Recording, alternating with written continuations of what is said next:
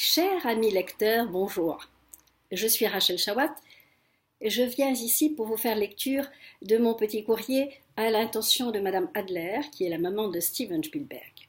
Voici ce courrier. Merci de votre attention. Chère Léa, je me permets juste ce petit courrier en qualité d'auteur de plusieurs livres dont le dernier s'intitule La liste de Spielberg, pour en honorer en effet l'œuvre de votre fils, sa réputation mondiale, a fortiori la vôtre. Il est une politique fiction dédiée à ce Never Again qui me paraît pourtant si probable de se reproduire. Je reconnais que votre famille m'inspire si souvent dans ma démarche de conteuse et c'est pour moi un grand bonheur. Aussi, il me paraissait évident de vous transférer un extrait qui vous célèbre, comme je vous ai imaginé. J'espère ne vous avoir pas trahi.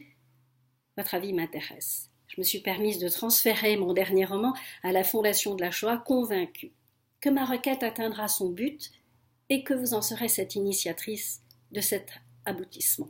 Ce combat de toute votre vie, je compte bien ici le poursuivre, est plus déterminé que jamais. Je vous remercie de votre écoute active et me propose de venir vous lire la suite quand il vous plaira. J'ai écrit en effet 10 livres sur le sujet, c'est dire combien cette lutte me tient à cœur.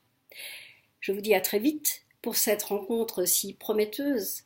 Je sais que le ciel nous offrira ce moment si kadosh, si saint. Avec tout mon respect, ma chère amie, iMagazine, Rachel Chawat. Bon, bien évidemment, je ne vais pas tout vous lire, mais je vais vous lire déjà un petit extrait.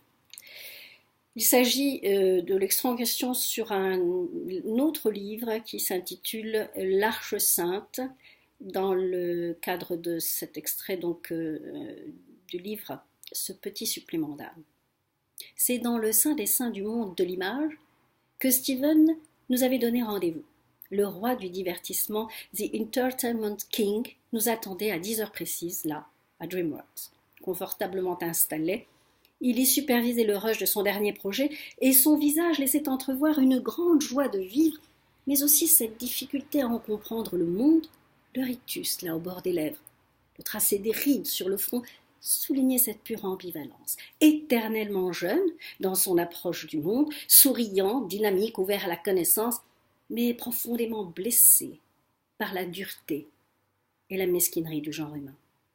Il se plaisait tant dans son monde de rêverie.